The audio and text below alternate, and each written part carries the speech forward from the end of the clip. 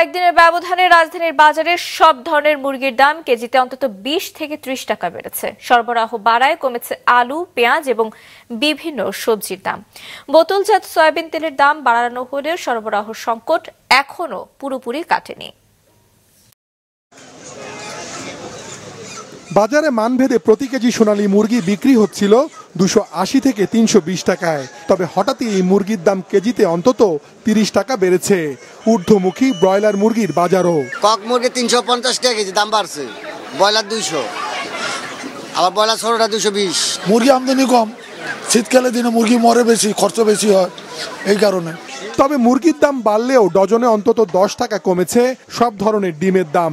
সরবরাহ বাড়ায় কমেছে আলু, পেঁয়াজ ও বিভিন্ন সবজির দামও। গত সপ্তাহ ছিল ডিম 140 টাকা ডজন, এই সপ্তাহ লালটা বিক্রি করতেছি আমরা 130 টাকা ডজন। তোমার সবজি আমদানিও আছে, দামও কম, মানুষে খাওয়ার মতন হয়েছে, টাকা মতো করতে পারছে। ধন্যবাদ কিছুদিন আগে মনে করেন আপনার 100 টাকা 80 টাকা কেজি ছিল, বর্তমানে ধন্যবাদ 30 টাকা 40 টাকা কেজি বেচতেছি, কিন্তু কাস্টমার পাই না। Double million offer Walton fridge কিনে পেতে পারেন 20 লক্ষ টাকা, রয়েছে কোটি কোটি টাকার নিশ্চিত উপহার। তো অন্য কাঁচা সবজি টবজি সেইভাবে সহনীয় পর্যায়ে আসেনি, সবকিছুর দাম বাড়তে আরো কম হওয়া উচিত। পেঁয়াজ পাইকারি 40 টাকা 42 টাকা 50 টাকা 60 টাকা বিক্রি, আর কি খাবো বাঙালি? এর বড় শকর নাই, এর বড় কমে না। বোতলজাত সোয়াবিন তেলের দাম বাড়ানো হলেও সরবরাহ সংকট এখনো পুরোপুরি কাটেনি। বোতলজাত 1 লিটার তেলের সংকটই বেশি। আগের বাড়তি দামে বিক্রি হচ্ছে চাল। সকাল থেকে রাজধানীর কয়েকটি বাজার ঘুরে এমন চিত্র দেখা গেছে।